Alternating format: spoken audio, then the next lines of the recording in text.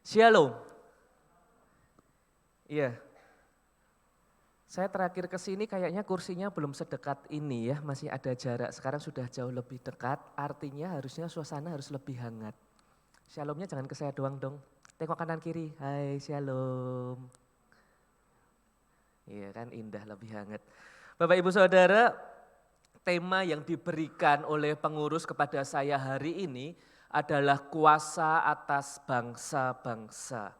Dan ini serial ya, serial khotbah dari ketujuh jemaat dan ini seri yang keempat, benar ya, seri yang keempat. Nas yang diberikan oleh pengurus adalah Wahyu 2 ayat 18 sampai 29.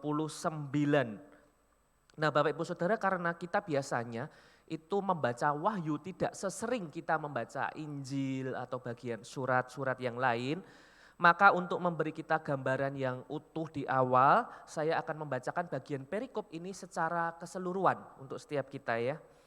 Wahyu 2 ayat 18 sampai 29.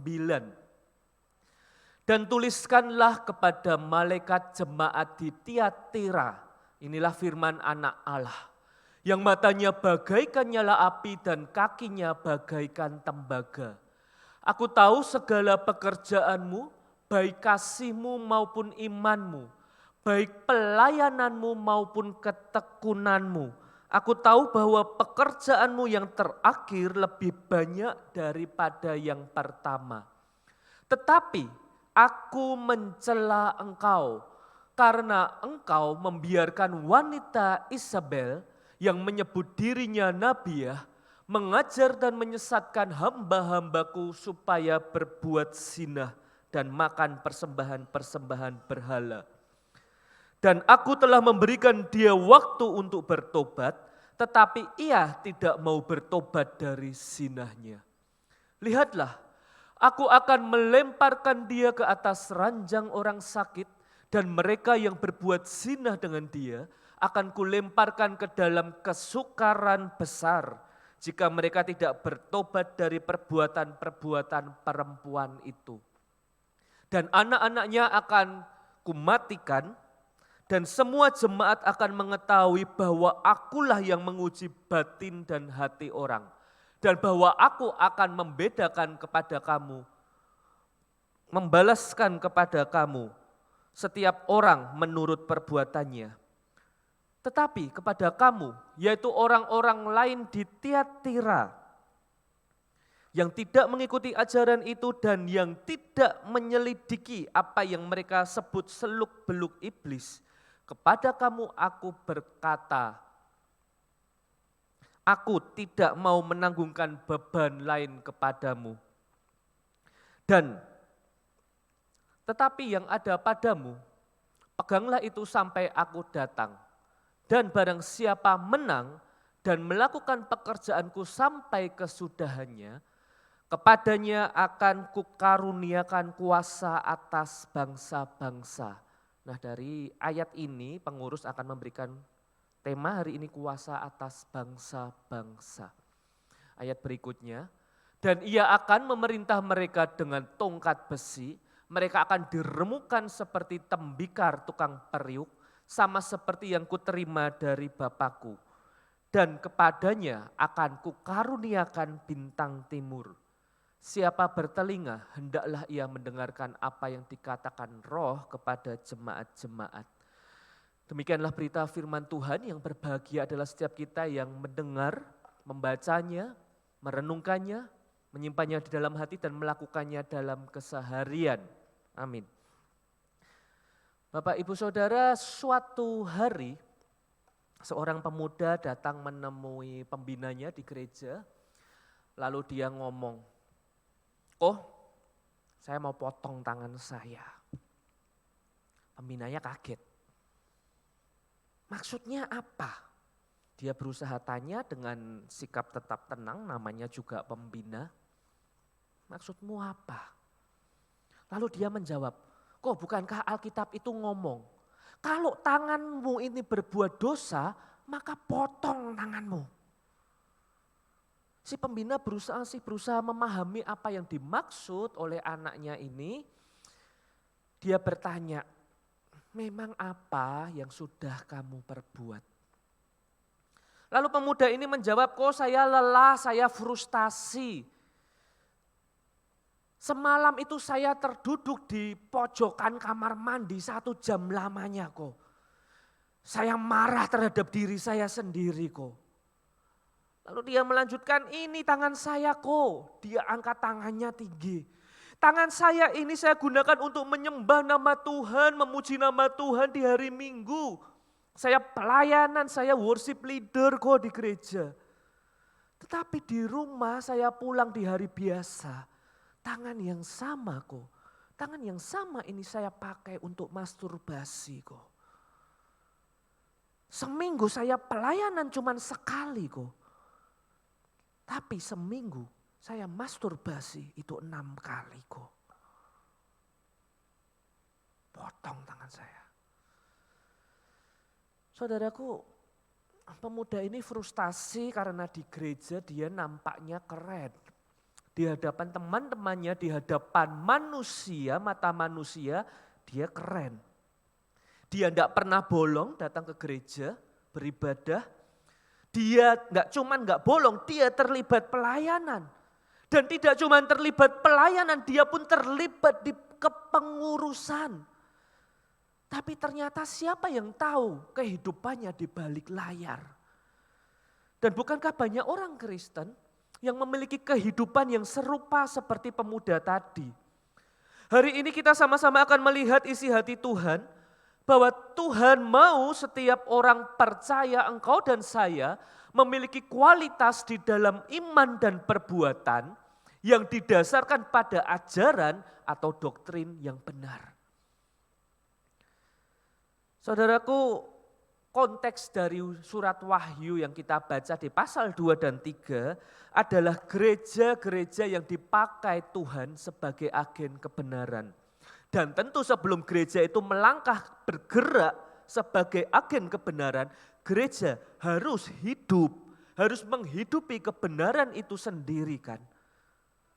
Nah saudaraku, mendengar hal ini mungkin kebanyakan kita akan menjawab, Pak Roni saya anggota gereja, untuk hidup benar di dalam lingkungan gereja itu hal yang gampang. Karena kanan kiri saya juga orang yang baik. Tadi waktu Bapak Ibu kanan kiri tengok senyum, kan kelihatan kan wajahnya malaikat semua tuh kanan kiri. Di gereja lingkungannya baik. Tapi Pak Roni kalau udah nanti hari Senin, kembali ke lingkungan bisnis bukan lingkungan gereja, Pak Roni nggak tahu itu rekan-rekan kayak apa. Mereka sikut sana sikut sini, itu kayak apa kejamnya. Hari ini kalau dagang itu jujur, ajur Pak. Enggak jalan dagangan. Saudaraku, nas yang kita baca surat kepada jemaat di Tiatira bukankah nanti akan berbicara kisah yang sama atau ketika tadi kita baca sekilas. Ada pergumulan jemaat untuk hidup benar dalam keseharian yang tentu tidak mudah tentunya, ada tantangan yang sama. Mari bersama kita lihat konteks dari nas yang kita baca tadi jemaat di Tiatira. Bapak Ibu Saudara kalau kita lihat, perhatikan secara khusus pada jemaat Tiatira maka kita akan temukan satu hal yang unik. Konteks jemaat Tiatira adalah kontras dari jemaat Efesus. Bapak Ibu Saudara sudah belajar mengenai jemaat Efesus di minggu kemarin. Kelebihan jemaat Efesus apa sih? Oh dia rela menderita, dia punya doktrin, ajarannya kuat, ketat dia terhadap pengajar-pengajar palsu. Tetapi ketika ajarannya kuat di satu sisi, jemaat Efesus punya kelemahan kasihnya itu dingin. Mereka kehilangan kasih mula-mula. Nah hari ini kita melihat jemaat Tiatira punya kebalikannya dari jemaat Efesus. Jemaat Tiatira dikatakan di awal, mereka itu hidup dalam kasih. Mereka punya iman yang setia. Mereka itu rajin melayani. Tetapi kontras dengan jemaat Efesus, mereka jemaat Tiatira justru mereka lemah terhadap doktrin-doktrin yang sesat, ajaran-ajaran palsu itu. Mereka enggak punya filter. Mereka abai dengan itu, seolah mereka tutup mata dengan itu. Yang penting kami ini eklesia, kami ini gereja, kami berkomunitas, pelayanan, ibadah, bersekutu, saling melayani, saling memberi satu sama lain. Cukup. Ajaran itu urusan belakangan. Nah ini yang terjadi di jemaat Tiatira Bapak Ibu Saudara. Nah kepada jemaat Tiatira inilah Tuhan menyatakan isi hatinya. Ngomong-ngomong surat kepada jemaat Tiatira ini adalah surat terpanjang kalau Bapak Ibu lihat dari dibandingkan 6 surat lainnya kepada 7 jemaat itu. Nah meskipun surat ini panjang, ada satu struktur teks yang indah muncul di sana. Ada kerangka yang sangat membantu kita dalam memahami pesan ini. Saya membaginya menjadi 5. Bapak Ibu Saudara lihat di sana ayat 8, 2 ayat pertama itu berisi pujian kepada jemaat Tiatira, 2 ayat berikutnya berisi teguran, 2 ayat berikutnya berisi hukuman, 2 ayat berikutnya berisi dorongan, lalu sisanya janji Tuhan. Ditutup dengan anugerah janji Tuhan. Jadi ngapalinya gampang ya, 5-an gitu. Pujian, teguran, hukuman, dorongan, janji Tuhan. Nah Bapak Ibu Saudara kita masuk ke an yang pertama yaitu pujian. Bapak Ibu Saudara surat kepada jemaat Tiatira itu dimulai dengan 2 ayat pertama yang berisi pujian kepada mereka. Wahyu ayat 18-19. Dan tuliskanlah kepada malaikat jemaat di Tiatira, inilah firman anak Allah yang matanya bagaikan nyala api dan kakinya bagaikan tembaga. Aku tahu segala pekerjaanmu, baik kasihmu maupun imanmu, baik pelayananmu maupun ketekunanmu. Aku tahu bahwa pekerjaanmu yang terakhir lebih banyak daripada yang pertama. Saudaraku, jemaat mana sih yang tidak senang ketika dikasih pujian seperti ini? Dan Tuhan loh yang ngasih pujian ini. Ini bukan komentar Rasul, Tuhan yang ngomong. Kalau tiba-tiba Tuhan kasih komentar, nanti di warta jemaat tiba-tiba ada videonya dari Tuhan dikirim dari surga. Ngomong, GKK apa naku Kang? Imanmu top, kasihmu, pelayananmu, ketekunanmu. Siapa jemaat yang gak seneng? Iya kan? Kalau bisa kan Senin ibadah lagi gitu, dapat pujian lagi dari Tuhan. Nah Bapak Ibu Saudara, tetapi di bagian berikutnya, kalau kita lihat ayat 20-21 itu ada kritik yang keras di sana. Ada teguran dari Tuhan, disertai dengan sanksi yang begitu berat dari Tuhan terhadap jemaat di Tiatira. Tetapi aku mencela engkau, lihat ini karena engkau membiarkan wanita Isabel. Pertanyaannya, siapa Isabel? Mayoritas penafsir sepakat bahwa nama Isabel yang disebutkan di Wahyu 2 ini bukan nama sesungguhnya. Bukan nama seperti Roni, Yunias, bukan nama sesungguhnya. Tapi sebuah sinonim, sebuah label nama. Bapak Ibu Saudara, William Hendrickson dalam bukunya Book of Revelation, dia menuliskan bahwa nama Isabel di sini, di pasal 2 Wahyu ini, merupakan sinonim untuk bujukan kepada penyembahan berhala dan kehidupan yang tidak bermoral. Bapak Ibu gini, kalau habis ibadah kan biasa ngumpul makan tuh ya, keluar ada meja panjang, Bapak Ibu ngumpul makan, ngopi nyenek di sana. Atau ada yang keluar makan, ninggalin gereja pergi ke restoran. Pertanyaan saya kalau Bapak Ibu makan, bumbu apa yang bikin makanan itu jadi enak? Nah ibu-ibu ini biasanya ngerti nih, harusnya ngerti kalau soal bumbu. Bumbu apa? Saya kasih 2 bumbu. Satu tuh micin. Ya kan? Makanan apapun dikasih micin pasti enak. Yang kedua tuh gosip. Makanan apapun ya kan, kalau ada gosipnya di situ, wah jadi nikmat juga. Nah Bapak Ibu Saudara, habis kebaktian Bapak Ibu keluar ke restoran makan atau duduk di situ makan, sambil ngopi, sambil nyenek di meja panjang itu ya. Ngobrol sama rekan-rekan. Lu tahu enggak? Itu si Jojon. Gayanya aja di gereja. Worship leader. Bukan bapak ya maksudnya ya. Bukan. Worship leader. Itu kerjaan gue diembat sama dia. tender gue disikat sama dia dari belakang. Kayaknya di depan senyum, di belakang main sikat. Yang disebut Pak Jojon keluar dari ruangan ibadah juga, berjalan menuju meja tempat Bapak Ibu tadi ngobrol tadi, gosip tadi, duduk tadi. Lalu teman dari Bapak Ibu langsung senggol. Yudas datang. Bapak Ibu paham? Yudas itu kan nama labeling. Namanya Jojon. Yudas itu nama labeling. Kenapa dinamai Yudas? Karena sukanya nusuk dari belakang. Di depan baik, di belakang dia nusuk. Yudas. Kalau dikasih tugas pelayanan nolak-nolak, malah minggu depannya kabur gak ke gereja. Dikasih nama Yunus. Loh ini nama. Nah Bapak Ibu Saudara, Yunus ya bukan Yunias. Kalau Bapak Yunias saya kenal dia baik. Kasih pelayanan gak akan nolak, bahkan minta nambah katanya, benar ya. Nah kalau ada orang yang menduakan Tuhan, dia itu menyembah berhala. Di saat dia menyembah Tuhan, dia malah mengajakin orang-orang, jangan cuma sembah Tuhan, sembah juga berhala. Maka orang itu akan disebut Isabel. Nah kenapa disebut Isabel? Kok dia orang yang punya pengaruh ketika dia itu bisa mengajak, mengumpulkan massa untuk juga menduakan Tuhan. Kenapa disebut Isabel? Bapak Ibu Saudara, ini adalah gambaran dari istri Raja Ahab yang memperdaya, mempengaruhi Raja Ahab, mempengaruhi seluruh bangsa Israel untuk berpaling dari menyembah Allah yang hidup.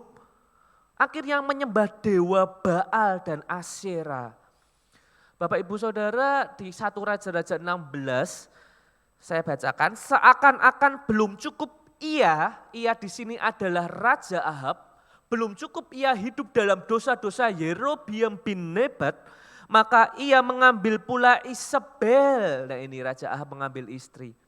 Anak Baal, lihat ada nama Baal di sana. Raja orang Sidon menjadi istrinya. Dikatakan apa setelah ia mengambil istri Isabel? Sehingga ia pergi beribadah kepada Baal dan sujud menyembah kepadanya. Kalau kita lanjutkan ayat 32-nya di sana ditulis, kemudian ia membuat mezbah untuk Baal itu di kuil Baal yang didirikannya di Samaria. Atau kalau dilanjutkan ke pasal 21, sesungguhnya tidak pernah ada orang seperti Ahab yang memperbudak diri dengan melakukan apa yang jahat di mata Tuhan.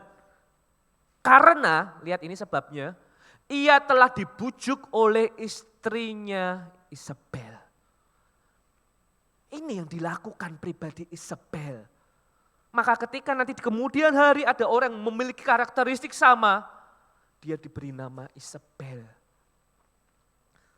Jadi Isabel tidak melarang bangsa Israel menyembah Tuhan. Loh mau sembah Tuhan silahkan. Tetapi apa yang diperbuat Isabel? Isabel mau para nabi Allah itu juga menerima Baal sebagai tambahan. Jangan cuma sembah Tuhan, sembah juga Baal. Yahweh saja itu enggak cukup, not enough. Tapi Yahweh plus Baal. Itu yang dilakukan Isabel. Nah Bapak Ibu Saudara kembali ke surat Wahyu, orang yang disebutkan di jemaat Tiatira ini rupanya punya pengaruh yang sama dengan Isabel pada zaman Ahab. Apa pengaruhnya? Kita temukan, tetapi aku mencela engkau Tuhan, karena engkau membiarkan wanita Isabel yang menyebut dirinya itu nabiah. Apa itu berbuat? Mengajar dan menyesatkan hamba-hambaku. Ini maksudnya bukan hamba-hamba Tuhan, tetapi maksudnya adalah anak-anak Tuhan, pengikut-pengikut Tuhan. Supaya berbuat zina dan makan persembahan berhala. Sama enggak dengan Isabel di perjanjian lama? Sama. Sama-sama nyebelin. Makanya dikasih nama Isabel gitu kan. Isabel. Nah sebagian jemaat Tiatira ini disesatkan sampai mereka itu berzina. Dan sampai mereka terlibat dalam ritual persembahan berhala. Saya mau tanya Bapak Ibu, Ada enggak jemaat Panakukang yang di rumah itu masih suka nyembah patung? Lalu ngomongnya gini, loh Pak Roni saya ini menyembah patung karena ini tradisi turun-temurun. Tapi tenang saja, ketika saya menyembah patung, yang saya bayangkan itu Yesus kok. Boleh enggak?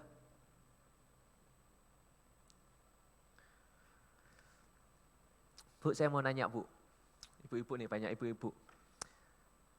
Kalau kau punya suami, suamimu itu selingkuh, dia tidur sama wanita lain, lalu dia pulang kau marah sama dia, kau kecewa, kau ngomel, kau nangis, lalu dia dengan tenang jawab gini, kau gak usah khawatir, tenang aja. Saya tidur sama dia, tapi waktu saya tidur sama dia semalam, yang saya bayangin kamu kok. Sama toh? Ibu-ibu boleh enggak? Wah suamiku, kau ini paling pengertian, aduh makasih loh ya udah ngertiin saya, besok lagi ya diulang. Itu. Enggak toh. Enggak bisa toh, enggak boleh toh mendua hati seperti itu. Engkau akan tetap berkata perbuatanmu itu salah suamiku. Saudaraku itulah yang namanya perzinahan di sini. Lantas kalau anjuran Isabel ini adalah saran yang gak baik, pertanyaannya kenapa sebagian jemaat Tiatira itu gak bisa nolak? Nah maka kita akan masuk dari konteks Isabel, kita akan masuk kepada konteks kota Tiatira. Bapak Ibu Saudara secara sekilas, kota Tiatira ini kota yang kecil, tetapi kota yang kaya. Tiatira ini merupakan pusat penghasil dari pewarnaan kain. Jadi dia itu bisa produksi kain dengan warna-warna yang indah. Dan salah satu produk dia, the best-nya, kalau Bapak Ibu pergi ke restoran, kan carinya yang ada jempolnya gitu kan, rekomennya dari chef-nya apa gitu kan. Ya the best-nya itu adalah kain yang warna ungu. Dan waktu itu ungu adalah warna kain yang dipakai oleh para bangsawan, kain yang harganya mahal. Kisah Rasul 16:14 menyebutkan satu tokoh perempuan. Seorang dari perempuan-perempuan itu yang bernama Lydia turut mendengarkan, ia seorang penjual kain ungu dari kota Tiatira. Nah Tiatira itu juga selain produknya kain-kain yang warna-warninya, pewarnaannya indah itu, dia juga adalah kota penghasil tembaga. Maka di ayat 18 digambarkan pribadi Yesus kakinya itu seperti tembaga yang kokoh. Ini gambaran yang sangat dipahami oleh masyarakat Tiatira. Kan ini mata pencaharian mereka. Mereka familiar dengan gambaran ini. Nah saudaraku pada waktu itu para pedagang kain itu sering berkumpul dengan para pedagang kain. Pedagang tembaga itu kumpul dengan pedagang tembaga. Nah, para pedagang yang berkumpul ini mereka kan biasa gitu ya, membentuk asosiasi serikat kerja. Nah, apa yang mereka lakukan? Mereka itu kumpul nggak cuma untuk makan bareng, sosialisasi. Tetapi waktu itu mereka ini melakukan ritual-ritual. Mereka pesta, iya, makan, iya. Tetapi setelah itu mereka melakukan ritual. Ritual apa yang dilakukan? Ritual untuk menyembah dewa mereka yang usahanya kain punya namanya dewa kain, yang usahanya tembaga punya dewa tembaga, yang para pedagang nyuknyang itu punya dewa nyuknyang, sancam punya dewa sancam, nah gitu-gitu loh. Nah kalau ada misalkan masyarakat, seorang yang tergabung di asosiasi itu, ketika habis makan mereka melakukan ritual, tapi oh enggak saya itu sembah Yahweh, saya pulang, maka dia ini bisa dikucilkan. Dia ini bisa dipersulit hidupnya. Dagangannya itu jadi susah gitu loh. Mungkin minta barang gak dikasih, mau jual juga gak diterima, dia lebih pilih ambil orang lain yang sesama di asosiasinya, sama-sama melakukan ritual. Loh terus mau makan apa? Ini konteksnya penduduk kota Tiatira waktu itu. Maka banyak orang yang ke gereja, dia itu gak mau ke Panakukang. Kenapa? Panakukang ajarannya bagus, sembahlah Tuhan Allahmu saja. Dia cari gereja selain Panakukang. Yang apa? Yang boleh menyembah Yahweh tapi juga boleh menyembah dewa sancam tadi itu loh. Dia cari gereja seperti itu. Gereja-gereja yang memang punya pengajarannya itu melenceng. Dan membiarkan ketika terjadi kemelencengan itu. Saudaraku, inilah pola hidup sebagian jemaat Tiatira. Loh, di mata manusia mereka kan baik toh. Hari Minggunya mereka tetap beribadah loh. Mereka tetap pelayanan loh. Mereka tetap rapat majelis loh. Ada loh. Tetapi di hari biasa itu yang mereka lakukan, ritual-ritual itu. Saudaraku, sekali lagi terbukti, tidak ada yang tersembunyi di hadapan pribadi Tuhan. Perikop yang kita baca siapa yang ngomong? Tuhan. Apakah penilaian manusia? Enggak.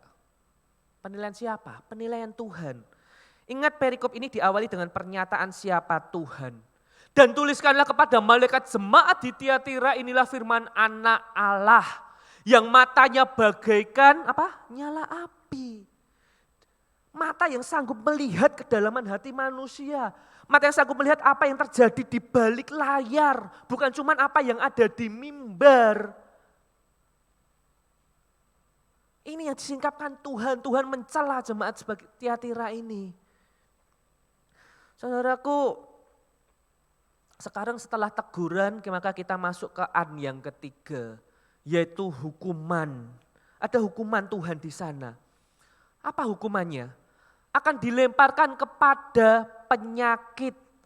Akan mengalami kesukaran besar. Beberapa penafsir ngomong kesukaran besar ini dalam satu konteks kesukaran besar yang terjadi waktu nanti kedatangan Tuhan. Karena ini ditulis di surat Wahyu.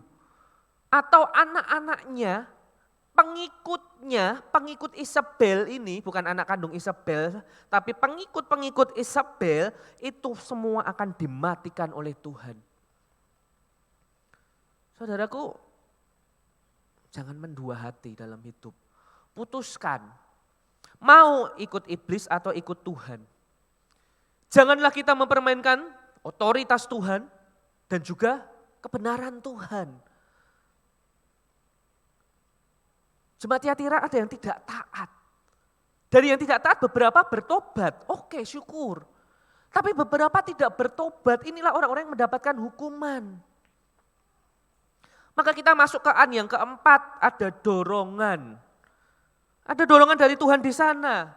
Loh, yang tidak taat tadi dapat hukuman, iya. Lah bagaimana dengan yang taat? Karena ada satu sisi yang taat, beberapa jemaat taat. Maka Tuhan memberikan dorongan kepada yang taat. Dorongannya apa? Untuk mereka yang tidak mengikuti ajaran itu. Ajaran sesat, ajaran yang menyimpang. Dikatakan aku, Tuhan itu tidak akan menanggungkan beban lain kepadamu. Dan dorongan untuk memegang apa yang benar, peganglah itu sampai aku datang, kata Tuhan. Nilai-nilai yang benar itu didorong untuk terus ayo pegang sampai nanti aku datang setia. Bapak Ibu Saudara, lewat tulisan ini Tuhan mau ngomong sama kita, saudara, mungkin hidupmu tuh gak gampang. Iya, hidup tuh penuh tantangan, kita masih ada di dunia. Kondisi yang dipersulit urusan dagang kalau gak jujur bukankah sekarang juga ada. Bapak Ibu Saudara bikin SIM, nembak sama gak nembak gampang mana? Gampang nembak toh. Terus nembak apa enggak kalau anak Tuhan? Kalau mau tender, saya enggak tahu kalau di Makassar. Kemarin di pelayanan di Jakarta 5 tahun saya sering dengar, biar tender mulus gimana caranya? Bawalah tamunya ke spa plus, tembus. Karaoke, plus, tembus. Kalau enggak, sulit. Gimana mau menang tender? Nah saudaraku, bukankah seolah-olah sama? Bagaimana kita bisa mempraktekkan iman kita punya integritas ketika kita di luar gereja. Bukankah tantangannya sama ternyata dengan jemaat Tiatira? Tapi Tuhan mau ngomong jangan menyerah, arahkan pandangmu pada Allah. Dan kita sampai kepada yang terakhir. Surat ini ditutup dengan janji Tuhan. Dalam surat-surat yang diberikan kepada 7 jemaat, ternyata ada satu pola yang sama.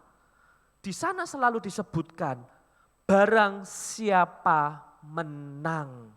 Dan kepada jemaat di Tiatira dikatakan apa? Sama, barang siapa menang. Barang siapa menang itu terus diulang. Di ending setiap surat kepada 7 jemaat. Minggu lalu Pak Yunias membahas jemaat Pergamus. Saya sudah selidiki YouTube-nya. Saya juga pengikut setia Panakukang kok kalau online. Ngomongin Pergamus, barang siapa menang, Pergamus ngomong apa? Kepadanya akan kuberikan dari mana yang tersembunyi. Bener, saya tahu Pak Yunias yang salah kalau beda. Nah, 2 minggu yang lalu Ibu Suci juga membahas jemaat Smyrna. Di sana ada tertulis barang siapa menang ia tidak akan menderita apa-apa oleh kematian yang kedua. Saudaraku, kita menemukan pada surat pada 7 jemaat ini, setiap jemaat yang punya tantangan dan kesulitan hidup, Tuhan ngomong barang siapa kau bertahan, barang siapa menang, ada satu berkat khusus yang dijanjikan oleh Tuhan. Dan apa janji pada jemaat Tiatira? Kepadanya akan kukaruniakan kuasa atas bangsa-bangsa. Bapak Ibu Saudara jangan salah paham, John Stott ya kita tahu, penulis yang terkenal, dia ngomong di bagian ini Wahyu pasal 2 itu lagi enggak ngomongin soal keselamatan. Perbuatan baik itu berarti ngomongin dia yang selamat. Dia yang berbuat baik, dia selamat. Salvation by doing, by work. Enggak gitu loh. Salvation-nya tetap by faith. Tapi ada satu dorongan gitu loh. Perbuatan baik itu harusnya nyata bagi orang yang udah diselamatkan, ada perbuatan baik. Dan ada berkat khusus, kepadanya akan kukaruniakan kuasa atas bangsa-bangsa itu. Ini menarik sekali, kenapa? Karena Bapak Ibu tadi di awal sudah kita sama-sama tahu Tiatira itu bukan Efesus. Efesus itu kota yang gede. Tapi kalau Tiatira itu kota kecil. Nah kepada kota kecil ini Tuhan memberikan satu janji yang mengherankan. Kepadamu akan kukaruniakan kuasa atas bangsa-bangsa. Dan ini seperti yang tertulis di Mazmur 2 ayat 8 sampai 9. Mintalah kepadaku, maka bangsa-bangsa akan kuberikan kepadamu menjadi milik pusakamu dan ujung bumi menjadi kepunyaanmu. Engkau akan meremukkan mereka dengan gada besi, memecahkan mereka seperti tembikar tukang periuk. Sama. Maka dikatakan tadi, selain matanya seperti nyala api, pribadi Yesus itu juga kakinya seperti tembaka, dia dapat menghancurkan. Menghancurkan apa? Ajaran-ajaran yang gak benar itu loh, yang selama ini dibiarkan begitu saja. Bapak Ibu Saudara saya mau tanya, apakah semua jemaat Tiatira itu diberikan kuasa atas bangsa-bangsa? Enggak. Mereka yang tidak bertobat, mereka yang masih mengikuti ajaran-ajaran palsu, mereka yang masih membiarkan ajaran-ajaran palsu, mereka itu enggak akan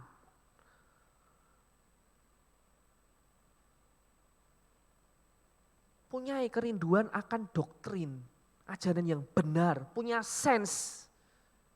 Tapi saya bukan lagi ngomongin itu seperti Isabel di Tiatira, maka di sini juga ada Isabel gitu kan.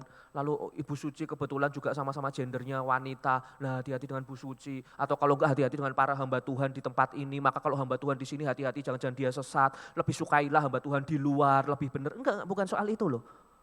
Firman-nya enggak ngarah ke sana loh. Siapapun yang khotbah punya kerinduan. Bukan untuk ngoreksi, tetapi sense. Kalau ini bukan kebenaran firman, punya kepekaan itu. Dan akhirnya dalam praktek keseharian, cara GKK Panakukang rapat, ambil keputusan, bikin kebijakan. Sesuai enggak dengan kebenaran firman. Ketika hasil rapat, itu enggak sesuai kebenaran firman, punya sense enggak majelisnya. Kan gitu toh. Ini jangan dibiarkan. Dan janji Tuhan enggak berhenti di sana, bukan hanya diberi kuasa atas bangsa-bangsa, ada satu lagi. Dan kepadanya akan kukaruniakan bintang timur. Terjemahan lain menggunakan bintang fajar. Bapak Ibu Saudara memang di Yesaya itu disebutkan bintang timur, yang biasanya ditafsirkan sebagai Lucifer, karena di bahasa Latinnya diterjemahkan Lucifer, tapi sebenarnya bukan nunjuk ke situ karena refernya adalah ke Raja Babel. Tetapi karena itu tulis di surat Wahyu, maka kita akan melihat di akhir surat Wahyu, itu bintang fajar, itu justru menunjuk kepada pribadi Yesus. Aku Yesus telah mengutus malaikatku untuk memberi kesaksian tentang semuanya ini kepadamu bagi jemaat-jemaat. Ini loh, Yesus yang ngomong pada surat pada 7 jemaat ini juga. Aku adalah Tunas, yaitu keturunan Daud, bintang timur yang gilang gemilang. Saudaraku, ini bonusnya, relasi yang intim bersama Tuhan. Kesatuan bersama Tuhan. Bahkan penafsir lain juga menerjemahkan, kita ini akan memerintah bersama-sama dengan Tuhan Yesus. Memerintah atas bangsa-bangsa ini. Pertanyaannya, bagaimana dengan kita di tempat ini? Minta tolong musik boleh dimainkan lembut. Saudaraku, mari tengok setiap diri kita masing-masing apa pergumulan kita. Tuhan, saya itu nggak bisa kalau nggak ikut dunia. Semua nipu-nipu kok, toko di kanan kiri saya nipu, kalau saya nggak nipu saya nggak bisa. Mereka kurangin materialnya dikit-dikit. Kalau jual kiloan diambillah dikit. Kalau saya jujur tetap jual sekilo, utuh sekilo, saya rugi Tuhan. Tuhan, saya nggak bisa kalau saya nggak lakukan ini dan itu. Dunia melakukannya. Saya nggak pakai pesugihan, nggak bisa. Kanan kiri toko saya pesugihan. Mereka laris. Masa saya nggak pakai pesugihan? Mau makan apa? Tuhan, itu teman-teman saya semuanya selingkuh, wajar. Kalau nggak selingkuh stres. Tahu sendiri pasangan itu kayak apa, cuma ngomel dan ngomel di rumah. Nggak ada penyalurannya kalau nggak selingkuh. Mereka tetap bertanggung jawab sama istri mereka kok mereka selingkuh. Saya juga akan bertanggung jawab sama istri saya, sama suami saya. Daripada stres Tuhan, nggak betah di rumah. Saudaraku, melalui perenungan bagian ini adakah hal yang Tuhan dapat lihat, yang Tuhan dapat puji dari pekerjaan iman kita? Yang pertama, Tuhan mau kita itu terus kasih yang terbaik dalam pekerjaan iman kita padanya.